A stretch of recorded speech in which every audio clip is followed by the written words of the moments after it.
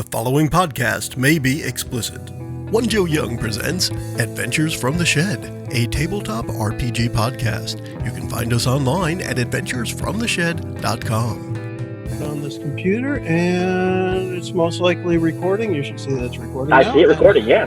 And here we are. We are at Adventures from the Shed 2.0. You've probably seen I have my green screen going here behind me. Full professional quality where you can see the walls and where the backdrop hits. It's more professional than mine, so I mean, you got me on that. Well, unless your green screen effect is to show a plain wall behind you. Nope. Okay. Yep. So here we are. I am Joe, and with me today is, state your name, please. I'm Jason. Nice to be here. Hey, Jason. All right, I'm going to click this because when it's recording, I like to see it in gallery view, so I'm pressing that button. So here we are. We are getting ready for what I'm calling 2.0, perhaps the online edition. We're definitely in beta right now because we haven't even started. But it's Adventures from the Shed, and we're going to continue with our tabletop RPG podcasting. We're going to bring it online, and to do so, I've reached out to a couple of different places, Facebook mainly, between the Adventures from the Shed page, and reaching out to the huge group in the Dungeons & Dragons 5th edition. I want to say it's 151,000 or something like that. 151K, yeah. I think they just broke 151K just recently. It's a huge group. You can post something and it'll be lost in a few minutes. But if you ever want to hear what the best class is, it's asked every day. You can definitely go check that out. I do, however, want to tell you, it is a closed group, but you can just ask to join. Someone will invite you, what have you. I will say it's an awesome resource. I mention it mainly because that's where Jason saw my post in regards to continuing with Adventures from the Shed. So in order to do such a thing, are you an Office fan? Oh, yeah, absolutely. Huge Office fan. Because when I said that, I wanted to say in order to do such a thing as such and things, like a Michael Scott at the podium. But we're here, and we're going to talk to Jason a bit. One of the things that we've been asked over the years, and I think, Jason, based on what I've learned a little bit of your experience, I'm sure you've been asked this before, how do I actually get a group started? Well, I've been asked that enough and given enough advice one-sided that I want to make it so that we are showing people and letting them hear how we actually get a group started, especially because we're doing it online. So we can see the interaction. So except for a Facebook message here and there, an email here and there, we're going to put right out there to the community, here's how you start a group, and here's how we did it. So before today, Jason and I had not seen each other, but we had exchanged a few Facebook messages and a couple of emails and set up the Zoom meeting. So here we are, and we're going to go through a few questions with Jason, and this is something that I advise everyone to do. Talk before you play, and that's what we're going to try out. So, Jason, how are you today? I'm fantastic. Work's picking up again, so I get a little bit less time to enjoy the tabletop side of my hobbies, but it's good to be getting out of the house, actually, and actually back into the real world. I'm out here in Arizona, and it's about 110 degrees outside, so yeah, it's a little warm, a little toasty, but still, it's nice. It's one of those things, you know, usually I'd hate going outside in the summertime, but since I've been cooped up inside, I'll deal with the heat just to get out for a bit. So, but it's a dry heat. I will take a dry heat any day over a humid or a wet. Yeah. I will back that up to anybody. I've been to Texas before, where I have some stores that I operate at, and it's muggy, it's nasty sometimes. I'll take a dry heat. And here in South Carolina, it definitely we get both. Like, for whatever reason, yesterday, I mean, we're talking June 17th would be yesterday. We were at about 61 degrees and overcast. That's not South Carolina in June. That's South Carolina in November, December. So it was weird. But by this weekend, we'll be back up in the mid-90s. A few days ago, it was oppressive humidity. You know, you could walk outside and swim to the car, kind of thing. Oh, well, yeah, I can't deal with that. I prefer the dry heat, and then, you know, the heat out here is only really bad for like 2.5 months. Then it's like T-shirt and basketball short weather for the rest of the year. So I'll take that any day. So, the other thing I want to ask you is, when we play, do you see yourself having available? Well, let me tell you what my expected logistics is, and we're going to talk with everybody on this. But again, part of trying to get a group together is making sure everyone can participate. Yep. My thought is, in order to maintain what I've done over the years, which is about an hour a week, for that to work, we would need to play maybe a 2-hour session every other week, or we play a 1-hour session each week, which can be, I'm sure you know, kind of tough to jump back into it. But if we could be prepared, that could be something that could work. I mean, that also would lend itself to even streaming it, but I don't know, it depends on how many people in my house they're streaming Netflix at the same time. But there's that, and then there's also an option that was kind of the way we did the audio podcast, where we would get together for the whole day. And that was really, it was in person, everyone sitting around the table in the shed. And we would get together sometime around 10 in the morning till about 4 in the afternoon.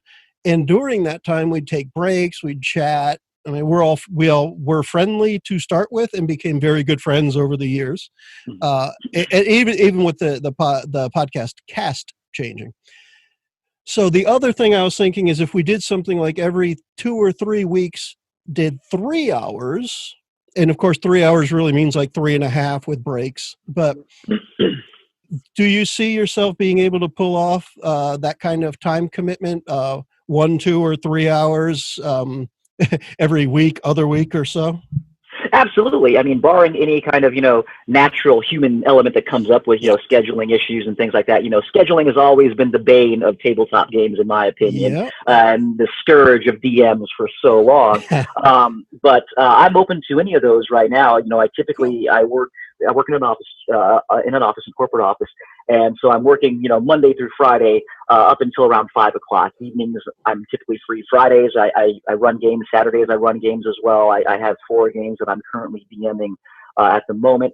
But I always make time for tabletop stuff, and it's something that I'm personally invested in, and absolutely am very flexible as far as scheduling goes. Besides, of course, the obligation of work. Right. Okay. So what I would expect is, I have an office job. However, for the foreseeable future, I'm working from home. I'm actually sitting in my home office, which I just switched the work Mac to my Mac and do this. But don't get those confused. Yeah, my normal work day is U.S. Eastern, but 7 to 4. Which means my availability is pretty much after 4 p.m. Eastern, and we'll have to do some coordination. You're in Arizona. There are 2 people that I'm already expecting to be on the podcast. One is a returning cast member. He's in Eastern, and then the other one is also Eastern. Another guy I talked to Central. Yes, he was Central. 1 hour. Anyway, so we'll find overlapping times. And if it comes down to we can only find an hour and a half here and there, but everyone can be together, that works. But I'm shooting my ideal, especially when we want a more concentrated game that is podcastable, meaning not a lot of looking up rules, not a lot of sitting, waiting for somebody to answer something, no dead air. You probably notice I'll talk to fill in almost everything. But when we do that, I want to have usually 4 people at the table and myself, so 5 total. And with that, it allows that if one person's out, we can still do 3 players and a game master, and it still works out well. More than 4 players usually starts to get too noisy, and I think for online it would be way too noisy, too many people, because we have to. This is something I put up on my post. We have to know to shut up so we can hear the other people online. And that's a tough one when you're used to side conversations at the table. But if we can stay conscious of it, it's a good thing. I'm looking at 4 people, 4 players, plus myself. I would be running the game. We're going to attempt to start with a low-level D&D 5th edition. And with that, let me ask you, you're running, what did you say, 25 games right now? I think. One Is it day, 4? hopefully, I'll get to that point. It's 4, yeah, 4 Yeah. games right now. 2 of which are I haven't run in the past couple of weeks as obviously the country's reopening and some people are going back to work, but we're looking to pick those up again in July. So 4 campaigns in total. And yeah, I mean, it's been a really rewarding experience running D&D and absolutely in love with the hobby and addicted to it. So I'm down to make whatever time arrangements to make it happen because I DM a lot. I don't get a chance to play a lot, which is not always fun. The forever DM, as they always say. But I'm absolutely 100%, for adjusting schedules myself here and making sure that I can make myself available to the group because it's not just me and my schedule and causing issues and things like that. I want to make sure that everyone get together at the table and play and have fun. So yeah, absolutely, that schedule sounds fine, and I fully can commit to that. And I'll make sure that my other games are fully aware. Most of my sessions that I DM run around 3.5 to about 5 hours, depending on the night. And so, as long as I can balance all those out, yeah, I'm 100% open for it. Sure. So that brings me to, with that many different things going on, I'm sure you've experimented in different game systems and different types of games. What is your tabletop role-playing game experience look like? So, very new, actually. I've only been tabletopping for about 2 years. I've worked in the gaming industry for about 17 years. I've been all up and down, and I'm actually the corporate trainer for Play Live Nation. They're a chain of gaming lounges where they offer Dungeons and Dragons, Warhammer, all sorts of things. And, talking several years ago with one of our reps from Wizards, they said, you should really learn how to play these things if you're going to be training staff on them. I'm like, you make some smart sense there, my friend. And so I got I got my wife together and some of my friends, and I said, hey, let's just do this. I just need to try it out once so I can see what it's like. And I had them all come to the table. There were 7 of them. And I ran my first D&D game. And I'm running that still 2 years later. They're still playing, and they're still all coming together, something that was completely unexpected. I'm learning Undeadwood right now, which is a different tabletop system in the Weird West, and that's very unique. I like it a lot because it seems to have a little bit more role play opportunities that are different as far as setting, and because of the theme of the Weird West, I'm not seeing these typical tropes that I'm used to seeing DMing Dungeons and Dragons for as long time. But yeah, I've been learning that. But again, Warhammer, Dungeons and Dragons, and Undeadwood would be pretty much my experience here. I dabbled in a few other ones, but nothing I would say that would make me an expert or relatively knowledgeable on them to a degree. It's okay not to be an expert. Definitely. Yep. But what, looking through the systems that you've played, expert or not, and any systems you've seen played, what mechanic do you like out of any specific system? Well, I mean, quite honestly, Dungeons and Dragons is the one that I absolutely love the most as far as mechanics. The mechanics don't get in the way of the game, and it's explicitly stated, even by the developers and the creators at Wizards that, the game and the fun should come first. Warhammer, for example, has a ton of mechanics in there with the dice rolls. I mean, you can be rolling 600 dice in one attack. And that's a lot, and especially for new players. And, Dungeons and Dragons, for me, the mechanics that I really love are the fact that they made it easy for the DM to make rulings without having to, page. Oh, okay, I got to look at this here. Where's my 15th book? You bring it over here. You don't have to do any of that kind of stuff. You can simply make that ruling, and you can, again, talk with your players about it afterwards. I always say to the DMs that I teach at my position right now for our stores is make sure you have those sessions where you tell them, hey, I'll make a ruling just to keep things moving. That way we don't get hung up on fighting with the rules. It's not going to derail the game. It's not going to ruin something, and we'll talk about it afterwards. So for me, the favorite mechanic is the fact that they get mechanics out of the way to a large degree and allow creativity, allow fun role play, and that kind of rule of cool to really take center stage in the actual game. Yeah, And that's a very good point, because that's one of the things that I tried to mention in the post that I had made. I know I've done this in a couple of places. I think it was a copy paste, so I'll probably remember it right. But the idea that when we play, I was calling it a fast-paced 5th edition D&D. If something comes up and we need to look it up because play cannot continue, we'll make play continue, and then afterwards look it up. And I don't even necessarily go back and say, all right, well, it should have been this way, so let's go back and fix it. I say, no, just next time it comes up, let's try and remember that. Because I don't want to go back and say, well, you really should have killed him in one shot, but we just spent 3 hours on a combat. That was a lot of fun. I'm not going to go back and say, all right, he's dead. Nothing just happened. And that's unfortunate. So that's one of the things that I definitely like doing is just pushing the story forward. You mentioned in the Undead Wood that it focused or gave you more freedom with the role-playing aspect. And for me, that's the key. There's another game that we've played a fair amount on the podcast. It is probably my favorite system. It's called Dungeon World. A few years ago, they won some awards. I want to say 4 or 5 years ago. But that's how I first saw it, first heard of it. And that game, the entire rule book is like a paperback that's about this thick. And it's all based around pushing the story forward. It is, what do you do next? And you say what you do, and it's only at one point, at a point where you're doing something that requires some randomness. And to be fair, D&D and most systems are like this. It's only when you get to a situation that requires some sort of suspense, some sort of randomness to it. But if you're just going to open the door and the door's unlocked, you don't have to roll a perception check to find the knob. Yeah, you really don't. The door's open, you're through it. Let's look at what's on the other side. So I like that you mentioned that, because that's something that we'll definitely be doing. Excellent.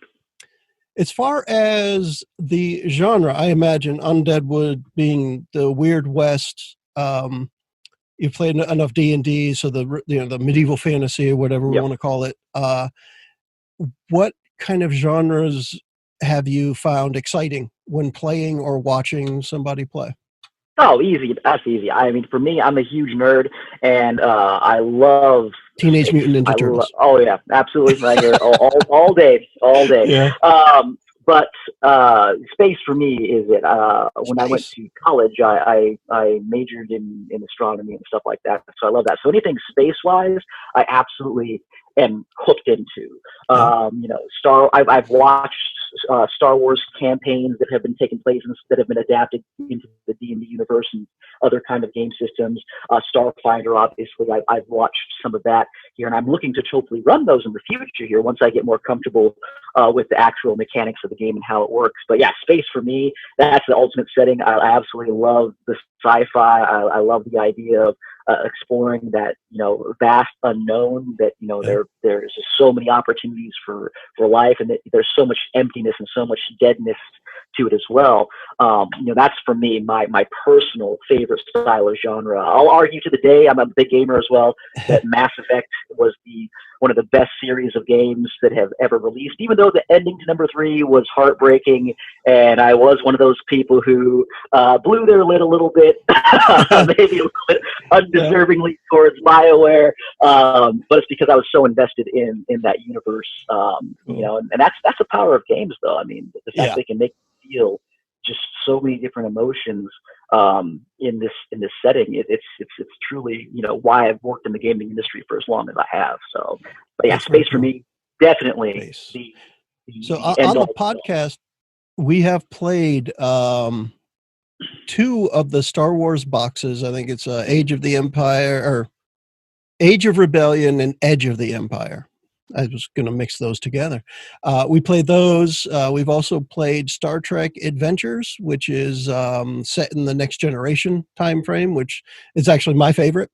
Not that I'm not a fan of Star Wars, but there's hundreds of hours of Star Trek Next Generation, and as far as canon goes, there's a lot less time of Star Wars to watch, and there's a lot of stuff to enjoy, for me at least, as well, when it comes to a space game, because of that unknown. Now, granted, when we're talking about an RPG. Everything's unknown until someone says it, but I do the atmosphere does make a difference, or lack of atmosphere in this case, right? Yeah, absolutely.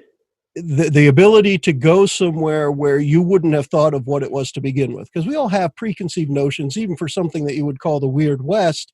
All right, weird and Wild West, we've already got an idea of what that should look like.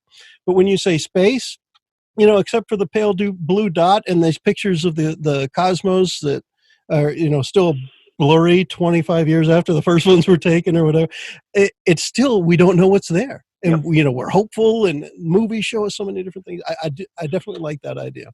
So Absolutely. You've already inspired me that we'll probably end up playing something space at some point too. I'm I all really for enjoy it. Cool. I'm all for it. And, again, it's so vivid as far as what allows for the imagination in space, because you're talking, unlike, the medieval setting, the high medieval setting, even high fantasy, there are still, expectations and tropes that you can fall back on. Whereas space, you can go to an entirely different planet that is completely changed on its gravity from top end to bottom. And that in itself, that one little mechanic can make for some really interesting storytelling and exploration. And, that's one of the key things I love about tabletop stuff, is the fact that you're exploring these things with your friends, and it really allows you to think and use that side of your brain to have that fantasy, have that disconnection from what's going on in the real world to a degree, and enjoy it and really just get immersed in it, just like, a good book or a good video game or a good movie.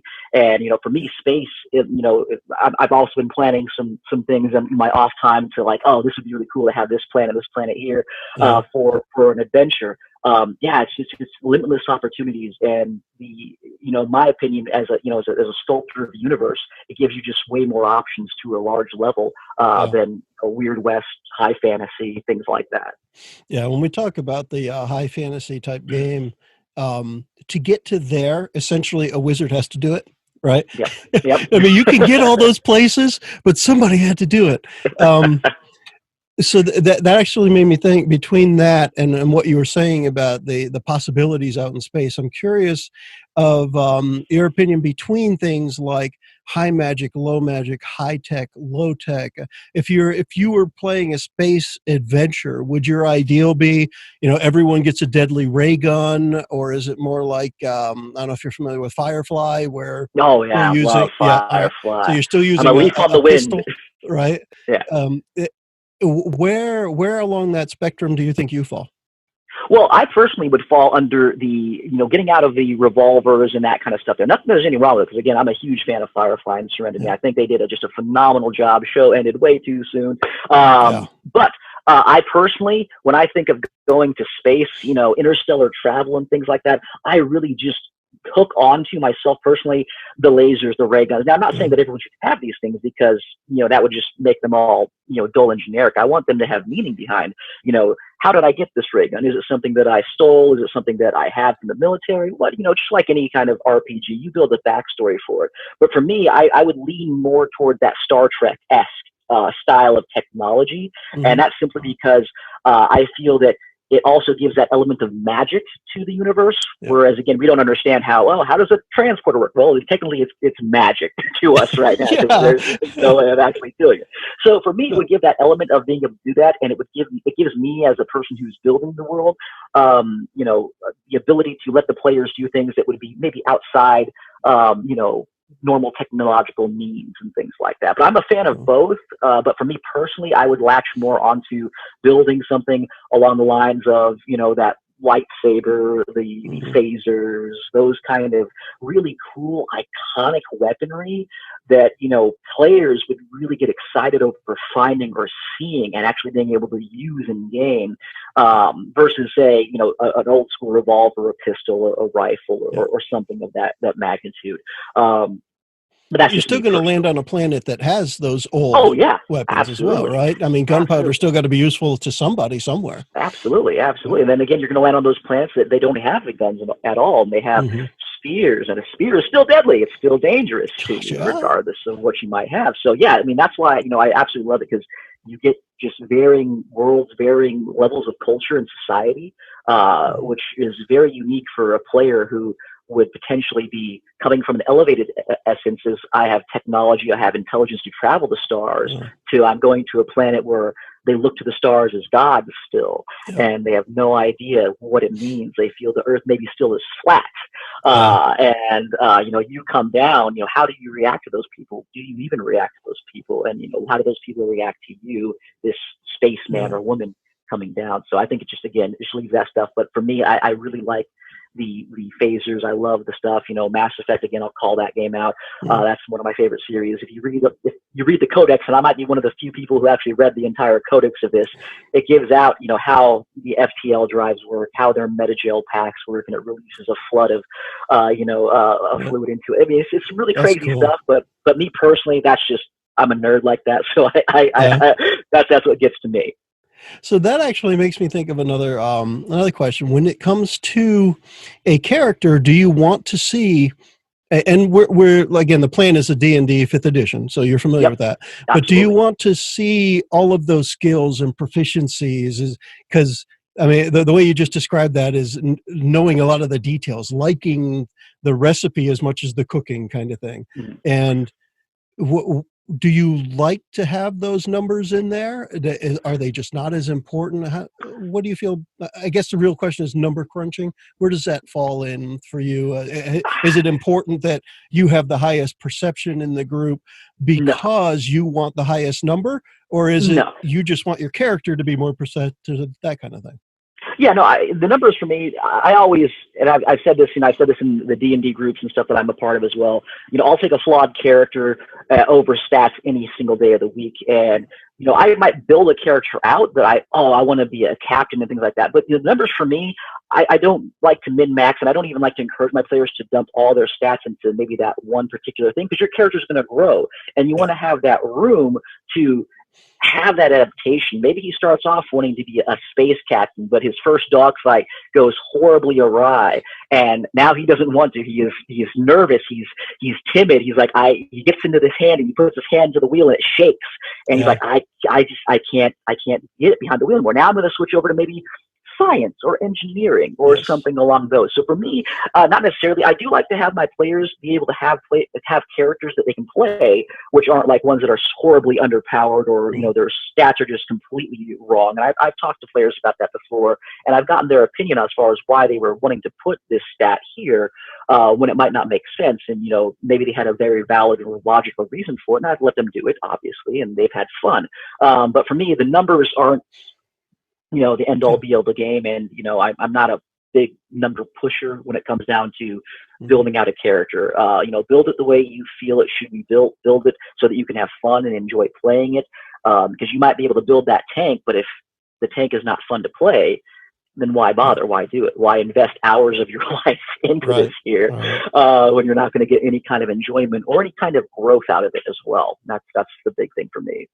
Cool. Now, as far as, so we're going to talk about characters a little. You mentioned a tank. There's all the different tropes, of course, you mentioned earlier as well. The different style of play, the starship captain, the scientist, the fighter, the rogue, all of those. So you said you've been only playing for a couple of years, but having been around it as long as you have, clearly there must be at least one character that you have either played or seen that you were like, that's a cool character. Absolutely. Who was that? So I might sound a little bit biased here, but my wife's character, she you're biased. Yeah, I'm a little bit biased. That's okay. But she made legitimately a absolutely fantastic character. It was a Genasi monk named Zuli. And, I talked to her about, the background of Genasi and, how they were, in the book, evil or whatever it might have been. And we threw that away. She said, no, that's not how I want to see it. I want to be this here. And so she developed this Genasi character whose, father was a Asian who had relations with a woman here, birth her, but her backstory was typical, kind of tragic at first, but as we unrolled and developed it, we found out that she grew up in a monastery the only genasi inside that monastery. And so she didn't have the best social skills. And so that translated into the game and the way she played it. And she's not a role player. She's not an actor or anything like that. Never had tabletop experience before.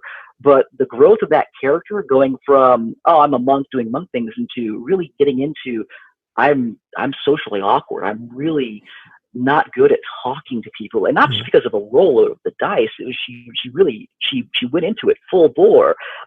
She talked to somebody, and instead of introducing herself like, "Hi, how are you doing?" She's like, "Hi, how you doing?" She like put the inflection into it. And for me, that was one of the coolest things. And for me, I think that's really when I got hooked into the game, as far as its possibilities. And seeing a side of, my wife I've never seen before to a large level, playing this character. And now it's grown. We've been playing that character for 2 years now. And it's, she's level 13 or 14 now. And seeing the entire development. So that would be my favorite particular character, as far as just seeing that growth within the character and having someone play it from the beginning, inception, not knowing what to do, confused about the rule system, confused about how things work, to really jumping into the physical story and how that character's mannerisms really would respond in game. It makes it that because she's gotten into it and you're providing the atmosphere for her to do it, that she's now making decisions based on the character, not on, do I even know what this game is about? Right. So exactly. maybe something comes up in the adventure and it just comes into, well, this is what the monk would do. It's not, what do I think would happen next? Right. And that's pretty cool. Yeah. When you grow into a character and when you're part of providing that adventure and the whole world essentially for that character to grow. Yeah. There's definitely a good feeling behind that. Absolutely. That makes me believe that I'm doing a good job as a DM. Yes. As we all want to believe. Yes. That actually just reminded me, there was this one thing I saw on Amazon. I'm sure it's everywhere, but there's a saying, and somebody just stuck DM at the end, but it's world's okayest DM. And I still want to get myself that mug because it's funny. But I haven't. Yeah, I'm hoping that I get that for Father's Day here from my kids. There you go. So the other thing that question leads into is adventure, campaign, scenario, single day, whatever it is. What specific instance stood out to you? Whether it's a full campaign or one single session, or even just like one combat, one little adventure. What was it, and why was it so cool? Well, I homebrew all my games. I don't run modules. I found that I can't really run modules because I don't like going back and forth from a book, and I don't like having a pre-planned kind of thing here. Nothing against modules, and the modules that they make are phenomenal. And I've seen them run beautifully from some of the people who I've known. But everything's homebrewed. The coolest experience for me, and I thought I was going to kill my players. I legitimately thought they were all going to die. You do mean characters, right? Yeah, all the they stumbled into a giant's lair, a group of hill giants that were together, and they were not high level characters. They stumbled in because they got chased out of a forest by sun elves who they were dealing with, and they made their way up there. And their sneakiest player rolled horribly. It was a critical fail on trying to get past these, and these 3 giants came out and they were going to kill them. And I was like, they're going to die. And I was like, oh my God, I'm going to kill my first group here. I feel awful, but I'm going to do it because, that's the integrity of the game. But the Dragonborn and the monk who was in the group, they were able to convince these giants that they were actually the giant's deity. And they were taking the form of this boulder who they had around there as a show of strength, to come down and command them to help them do things. And I didn't even really have them roll for persuasion on it, except for once, because what they said and how they said it was so good. It was so good. And that's something that, I feel as a DM we should do more. When they tell you something and it makes sense, it sounds good, and it's that rule of cool, don't have them roll 17 times to see if it hits. I had them roll once, to see if, if at the end of the thing they would help them, and they did. And to this day here, it's one of their favorite memories in the game when they're talking about it. They still call my one player, they call him the Boulder King because of what he did and how he was able to save the group at that one point in time from these hill giants that were going to really smash him there. I mean, looking just number wise and, action economy from both parties, there was very little chance they could have probably survived. But it was a really cool experience. And that's one of the fun things about D&D and adventuring is I have no idea what's inside these people's heads at any point in time. So that's one of the things that I personally prefer to homebrew. When you were mentioning earlier about not running modules, I would encourage you to try at some point, especially if you have a new group. Try the D&D starter set. Oh yeah, absolutely. It's oh my gosh, it's so darn good. Yep, I actually had my one. I DM for a lot of new people, quite honestly, here because it wasn't common amongst my friends to play Dungeons and Dragons, and I've been hooking them into it. I convinced one of my wife's friends to come down, and she is not a gamer at any stretch of the imagination. She played the first game, and she was like, "This is freaking awesome." She went out to Target, she bought the starter kit, she bought her first dice set, and she's running games for her kids now and her husband and everything. And she says, super easy. So the starter set, from what I hear and from what I personally have heard feedback from is absolutely 100% run it if you're a brand new DM. Even if you're not, because one of the great parts about it is when we talk about rules, there is, I think it's a 64-page book that comes with it, and half of it is rules. That's about it. And everything that the characters can do is right on the character sheet through the end of the adventure. And you level up, choose one of these things. When you level up, choose one of the, and it's all right there. And I just thought it was really well presented.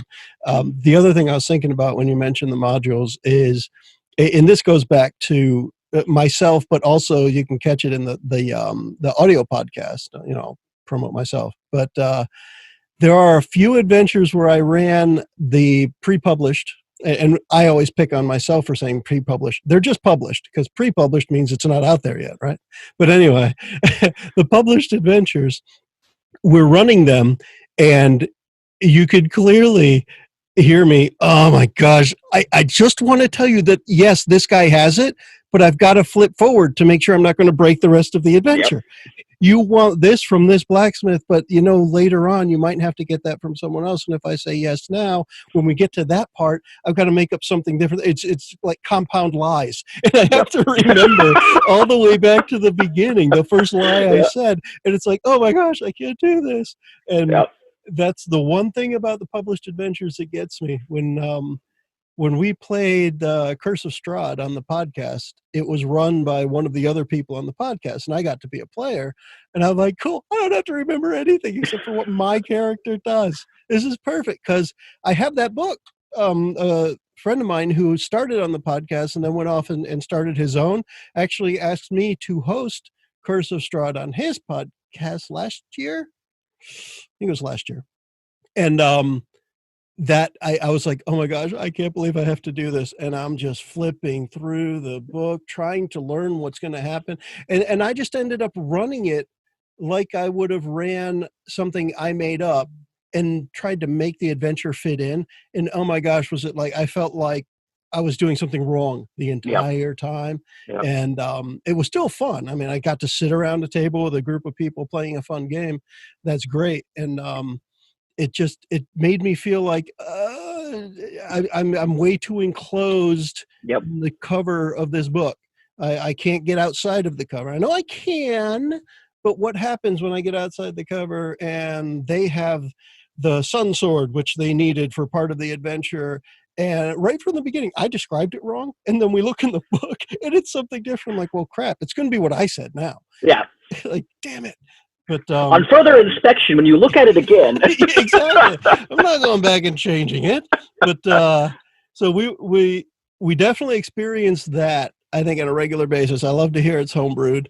I have been thinking that to start the game, I might try and support somebody else by going to the DM's Guild online and finding like a 1 to 2 or 1 to 3 adventure, just so I can have a couple of things. So I'm thinking if I get it digitally, I'm still trying to figure out how I might do it, but put something up on the screen, that kind of thing. Anyway, that's something that we might do. I'm more likely to just homebrew it, but in another session, I'm sure we'll talk about how we're actually going to handle characters and dice and stuff like that. I don't think anybody I've talked to yet is a virtual tabletop guru. I could do it. I'm an IT guy. I know how to do these things, but I don't want to do it while I'm running the game. I'd rather have somebody else take care of the interface while I actually run a game. I switched over to my games since we had to run them all since quarantine, all that kind of stuff. We use a Zoom kind of meeting as well, and I have 2 cameras, and I still use an actual map with figures on there versus actually doing a virtual one because I'm in the same boat. Balancing Discord chats with them asking me things because they can't ask me at the table anymore, and they don't want to talk over someone else doing things, and then doing that at the same time. Yeah, that's rough. So I would fully agree with you on that one. Someone else can run the virtual side of this. You're going to do a virtual tabletop. Most likely will allow you to actually still focus on DMing and, hosting the actual show. Mm-hmm. Cool. There was another question. Well, while I'm thinking of whatever else the other thing was, what questions do you have for me? Well, I mean, quite honestly, so far we've answered quite a few things as far as your expected time frame, as far as hopefully homeroom content or getting something from DM's Guild. I personally, when I'm looking for inspiration, I go to DM's Guild or I look in my modules and I'll just take ideas from it and then I'll just make them into my own to a large degree here. I really don't have a whole lot of questions for you other than some maybe fun ones like, what was the longest session that you say you would ever ran as far as total time at the table? All right. Depends on what you mean by session. So let me tell you what the longest time I spent at a table essentially was, and this is something that's actually with the podcast. It's up on YouTube. There was 3 years ago. I'm going to say it's 3 years ago. There's an organization called Extra Life, which supports children's hospitals. You're familiar with that? Absolutely. Phenomenal. They do their game day. And November 2 or 3 years ago, whatever it was, I did the full 24-hour game day streamed on YouTube. So I started midnight and went to the next midnight. And there were 2 breaks because at the time, YouTube said that you could not stream for more than 8 hours. So I said, well, that's good for me. That's when I'll take a break. So I'll take a break at 8 hours and another one at 8. So in reality, there's probably something like 23 hours and 20 minutes or something like that. But in that 24-hour period, I had 2 different RPG groups in the shed.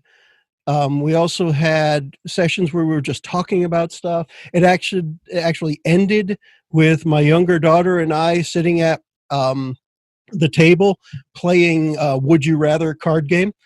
And it was just, that was the longest session I've had of gaming. And aside from that, a single session of playing one game, about 8 hours or so. One of my friends from the podcast, once a year, he had a group from, I think he said back from high school, and they did what they called a mancation, in renting a house somewhere. In this case, the one time I went, it was in Tennessee, and it was a lake house, and there were 6 people there. And the entire time, they rented for, I think it was 6 days. I was there for 5. But the entire time is wake up, game, eat, game, sleep, game, wake up, game, right? And it was just like that the whole time. And I would say at any given day there, we probably spent 10 hours. And between myself and my friend was the only time I feel like we successfully pulled off a co-DM thing. I essentially handled all of the role play and the NPC speak, and he handled all of the mechanics. So if they were going over to another place, he would tell them, here's where you're going, here's what it looks like. And then if there's a character in there, then it was me to play that part. And that was actually pretty cool. That sounds awesome. Sounds like a fun time. Yeah. Definitely got me beat. I had some of my my fellow DMs that I've learned from.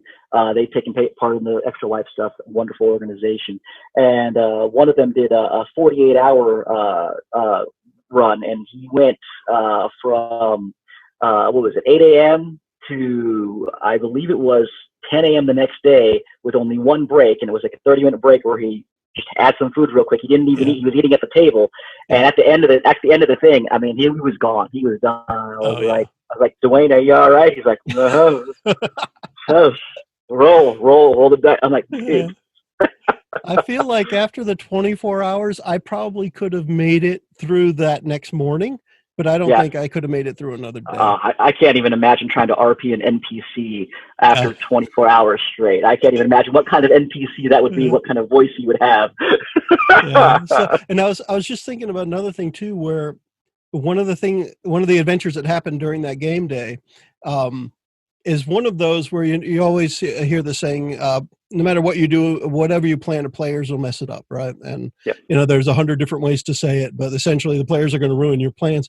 And I mean, in reality, sure, that happens less than half the time, but it happens enough that we all know it, right? But you mentioned the thing with the giants and the Boulder King, and all I'm thinking of, the Avatar, the series. Oh yeah. The Boulder. The Boulder. When you said that, that's all I could think. It was the Boulder King. The Boulder is conflicted. But it was a similar situation where I set everything up that day to be one-shots. We were just going to play through something. And for me, I was like, all right, I'm going to give these guys the perfect, easy, I know what they're going to do. It's going to be railroaded, although they're the ones that are going to railroad themselves because I'm going to set it up this way. Right? So I tell them, all right, the adventure is you have to save this person who's dying. You need these 3 ingredients. You have to go get them. And, there's like the flower on the top of the mountain that only blooms at a certain time during the day, and it's surrounded by all this. The first thing they were supposed to go pick up was a vial of troll's blood. So I said, how convenient. Right down the river, there's a village that's been terrorized by a troll. It's murdered people. It comes and it crushes buildings, then it goes back to its house.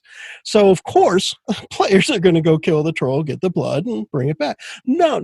About an hour and a half later, they had a vial of troll's blood given up by the troll in exchange for tea and crumpets. Yeah, that's the beauty of the game. It's the beauty of the game. That's what I love. It's the beauty of the game. So tea and crumpets came up for the rest of the session, and it just became, an ongoing insider joke. But it was that kind of situation where it didn't really matter. It went up to the troll's lair, and I just made it so the guy had a big door. They knocked on the door, and the troll's on the other side, like, who is it? And all of a sudden they're like, delivery, tea and crumpets. Like, what the hell are these people doing? Okay. What do you want? We just need some of your blood and we'll give you tea and wow. So that's why I wish we had the technology to see, like, x-ray our thought bubbles in our heads when players did things, just to see the hamster on our wheel just fall off for a second. Yeah. Process what they did and get back on the wheel and make it make sense.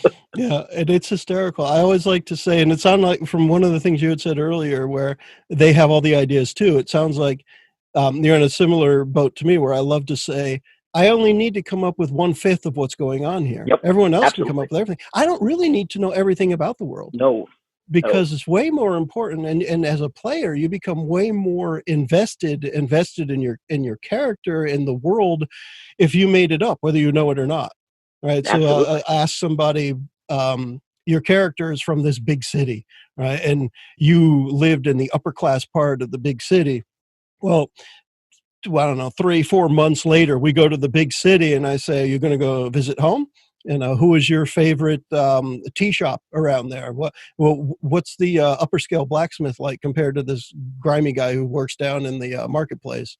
And I'll get responses like, "How'd you know?" And I'm like, "Well, because this is where your character's from, so you get to describe what it all looks like. I don't have to." And also, I'm a genius. I'm a genius. I just know these things. Exactly. That to me is, the sign of really good, DMing, is letting the characters explore and build, because that's what they should be doing. They should absolutely be doing it. I love it when a player comes up to me. I started a new game. I'm in game 6 right now with the new group, And the one she plays a fallen Asimar, and she has a background where she was raised by gnomes in this secret gnome society, and they build things across the world and all these things like that. And I'm like, that's great, let's do it, let's run it. And she asked me questions like, in this big city, is this here? I'm like, absolutely, it is now. It's now there by the magic of the game. It's there now, and so we're being able to explore that with her now in the game. And I get messages from her through Discord and things like that, and just invested in what's going on with the character. And her group messed up a mission that they were invested in, and she had to go face the repercussions. And when I see a player on the screen and she's like, I'm so stressed right now, I'm like, I'm doing a good job. And it's not just because I made the story, it's because they are invested in it, because they made it. They took a large chunk in molding what was around there. And that's what we really should be trying to do as game masters or dungeon masters. Yeah, I like the old so I think it originated maybe in improv or wherever, but the yes and. Yes and, yeah. Improv. And it's the idea of somebody says, all right, is there a chandelier in the room? Yes. And what are you going to do with it? Yep. Because the only reason you're asking me is because you had an idea. Let's run with it now. I'm not going to say, yeah, and it's crystal and it has candles on it and only one of them's lit. I'm like, no, yes. What are you going to do with it? Just, let's find out. Are you going to swashbuckle away here or what? So that's definitely a good thing. And it's building on letting people get into the world that they're seeing. Because one of what I felt was kind of a eureka moment for me years ago on the internet. I wish I could give credit to the person I had read it from, and they may not have even been the first ones, but the idea that in the real world, we can keep secrets. In an RPG, everything is a secret. So you don't know anything unless it's said out loud. Your character doesn't have a backstory unless you say it at some point during the game. You can write 4 pages and then at the end of a campaign say, my backstory never came out. That's all you had to do is say it. But everything, it's the opposite of the real world. Nothing is visible until somebody speaks it into existence. And in the real world, we can see everything and you can keep secrets. Secrets are not cool in an RPG. Yeah, absolutely. And also for players, know your backstories. Make it simple and make it up as you go, for that matter. But well, I had a player, and he struggles with RP, and he's still playing, and he's gotten a lot better. He's definitely progressive. But I was trying to get him more involved in the RP by he sent me his backstory, and I was like, okay, I read it. I'm like, okay, pretty stereotypical. He's going after the woman he loves. I can work with that though, absolutely. And he put effort in. Great. Yeah. So in the story, I put down in the village that he was in an actual person that he said, this orc that was responsible for kidnapping her in the village. And I was like, you see him. What do you want to do? He looked at me and like a deer caught in the headlights. He goes, huh? I forgot my backstory. And I was just like, you forgot your backstory. And I found out later on, he didn't actually write his backstory. He had a friend write it for him. And I was like, and that's when I had to say, okay, you got to make it yourself. Make yourself. And since then, he's gotten a lot better. But that was one of those moments where I was like, I was waiting for that aha moment. Like, I can do RP now. I can jump into it. And he's like, I forgot my backstory. And I was like, let me text Johnny. I think he remembers. Fun. Actually, that brings me to another thing I was going to mention. As far as logistics go, I'd like to say it on the podcast before too. We're all adults. If you want to sit there and use your phone, you're getting an important text, somebody comes in the room, so be it, right? It's not a big deal. We hit mute and do whatever you need to do. Say, I need to take a 5-minute break. I don't think any of us are going to be sitting on the toilet while we're playing. Therefore, I expect people to have to get up at some point. Having a drink of water, wow, it's a green cup. Think about that. That's awesome. Anyway, I amuse myself. The reality is we all know. And if we need to take a break, we take a break. It's always good that everybody takes a break at the same time when we want to break in between an episode or whatever. But I just want to mention when I was talking about texting, I honestly don't care if you're doing that. especially if there's a point in the game where you're like, all right, everybody else is going to do this thing, and I really need to go take care of this, so I'll be right back. Yep. Yeah, and I personally don't care either, as long as it's not detracting from the group. If you're mid sentence in a heat of the moment, and hold on, just tell me if you're gonna do that. Say, hey, I got a really quick call here. This seems like it's important. Then I'll stop. I'll pause. But when you just ignore it completely, then that's when I'm like, okay, that's just there's other people at the table. Be respectful to the players, and do the same to you. You wouldn't want them to, jump in your moment or they are not muted while they're munching on, Doritos, and you just hear that. Because, playing online, it does take a different level of concentration and focus to a degree. And, because we have the wonders of the internet with us, and I can be doing something else, or I can be looking up something at the same time. So, I don't have a problem with it either. I just say, be respectful. And, luckily for me, I haven't had any problems with that at any of my tables so far. And so, I've heard some horror stories from some other DMs, but I mean, it happens. It really does. And there are just the times where you're looking at somebody thinking, you drove here to play this. Yep. Or did you really just want to come hang out with people? Because you don't have to have a character. If you really just want to sit around and watch everyone else play and do your little hobby, your craft, the thing you brought with you, go for it.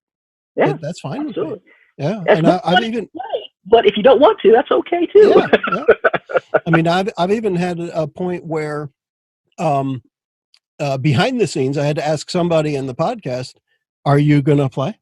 Because we'd go through hours, and you'd hear 4 out of the 5 people at the table for almost the entire time.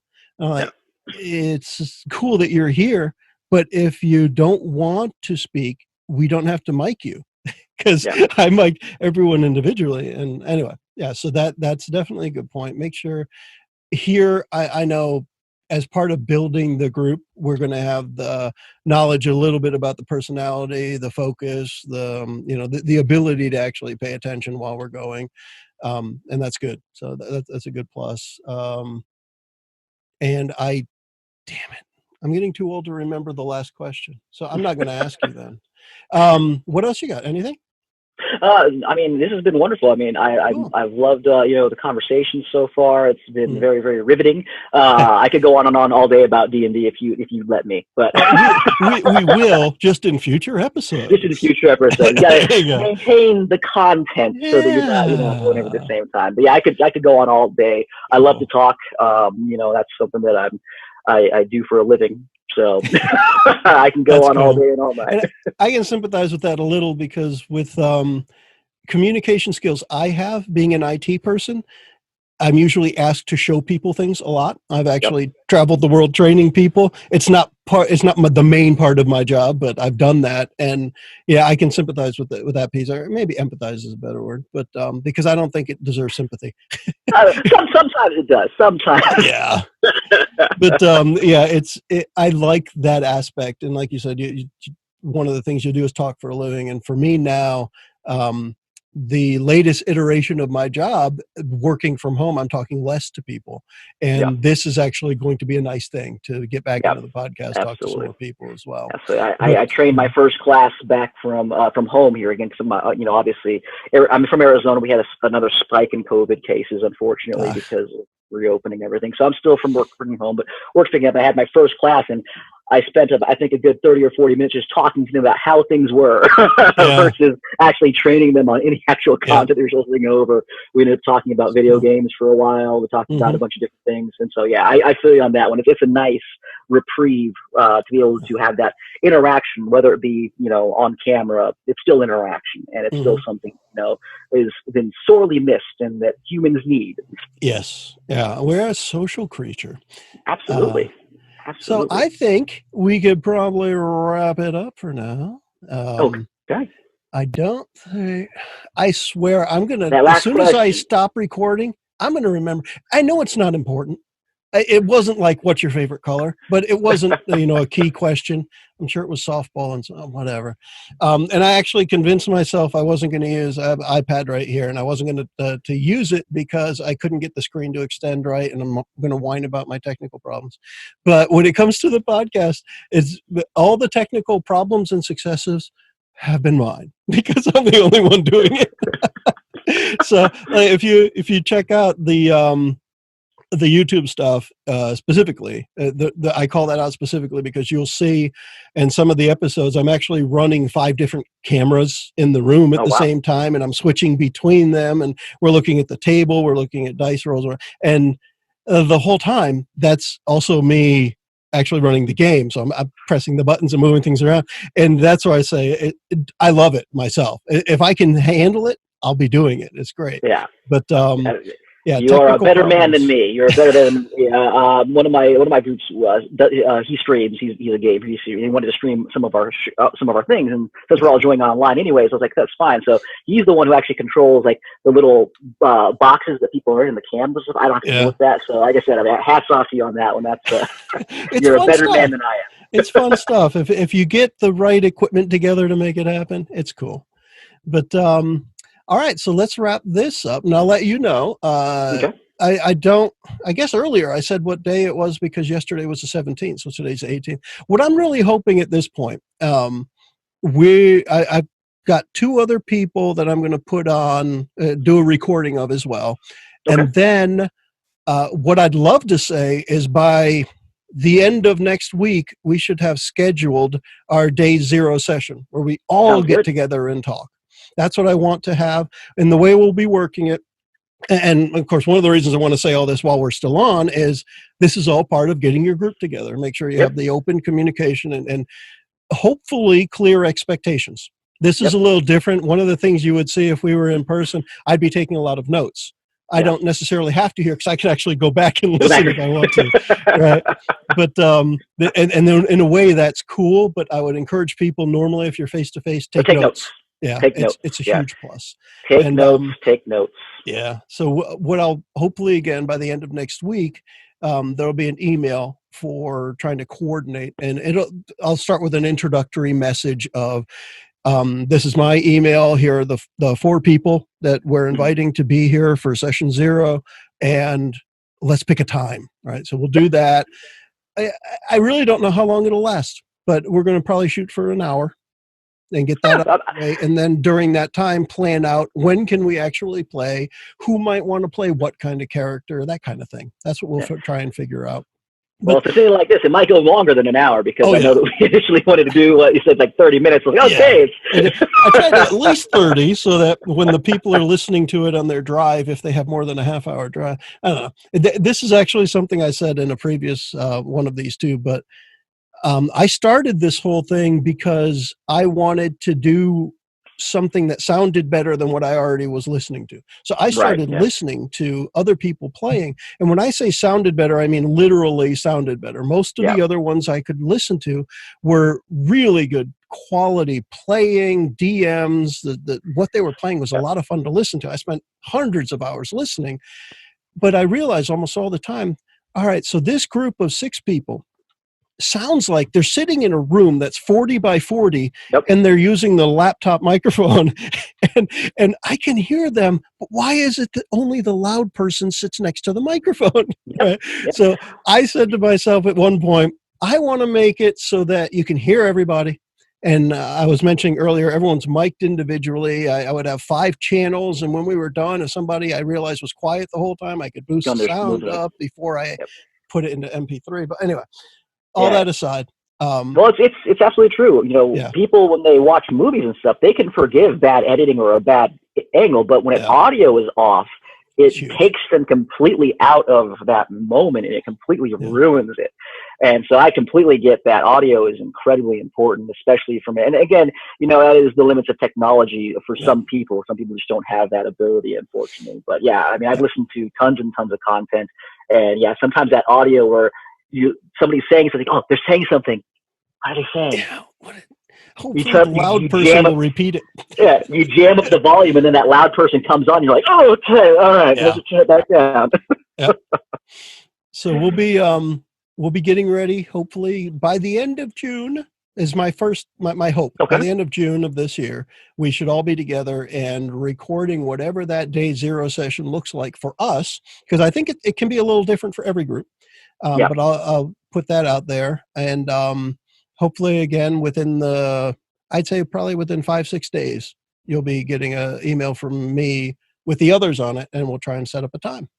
Well, I'm excited to get it started here. And again, for everybody who's thinking about how to get a game going, it's easier than you might think to a large degree. You just have to, again, be able to, you can search groups in your local area. Out here in Arizona, I'm part of 2 different Facebook groups where they have group finders for people in the local area who want to play locally, and some who want to play online, some who want to play by post. But it's just getting yourself out there and, asking. And, if you're thinking about potentially being a storyteller, rope in some friends. I did that, and I have a game going for the past 2 years, and I've had a chance to see more of my friends and family members than I have usually seen. These I saw them on holidays. That was it. Or, on the birthday. But now I see them every week or every other week, depending on my group. Yeah. And, it's a truly rewarding experience. But it is possible, absolutely possible. Oh, yeah. And you mentioned the storyteller thing. That made me think of something else. A lot of times when people say, I don't want to GM because I'm too afraid. And a lot of times the advice is, don't be afraid. It's not that difficult. What I'd like to say, sometimes, at least depending on the person, is, no, go ahead. Be afraid. Be afraid like before you got on the roller coaster. Absolutely. And then enjoy it like when you went back on it 5 more times that day. Right? Absolutely. Because there's plenty to be afraid of, but there's also plenty of excitement that goes along with it, the enjoyment. If you're thinking you want to do it, chances are you're going to be good at it. Yep. If you think you never want to do it, don't worry about it. Don't bother. But if you think you want to do it, there's a pretty good chance that you're going to be good at it. So go for it. Be afraid and take the leap. And if you weren't afraid of doing that, I would be all scared as a player, because maybe you don't have, you haven't put some time into it. You're just like, I showed up, let's play. What do we do? Who's your character? I'm Jason. Let's go ahead and do it. That fear is also a good thing, because it makes sure that you are prepared. It makes sure it allows you. I was incredibly nervous the first time I ever ran a game. I had all my books there with me, and I was like, had my hand over them when we were playing, and I was like, all right, let's go ahead. Oh, you want to do this? Okay. And then after like 30 or 40 minutes of actually in the game and actually seeing how it plays and feeling out other players who are there, it just became natural, and it just became something that you're able to do. And it's something that's really rewarding. And, as humans, I've always said, I say this to anybody, we all want to tell a story. We all want to have social interaction with our friends and be able to share in that. That's something we've done since the beginning of time. And it's something that's inherent to us, that I believe personally. So try it. What's the worst that can happen if you try? Maybe you fail, maybe you don't do as well as you can. Try again. No one's great at something right off the bat. Just do it. And if you really, like you said, if you really don't want to do it and you have no inkling, then stay away. Find a DM. There are DMs out there. Even though people always say there's a shortage of DMs, we need more players than DMs. So it's okay if you want to be a player. Yeah. If you look at any of those groups, you'll see quite a few postings being DM looking for players. DM, I lost 2 players here. Can I get a player here?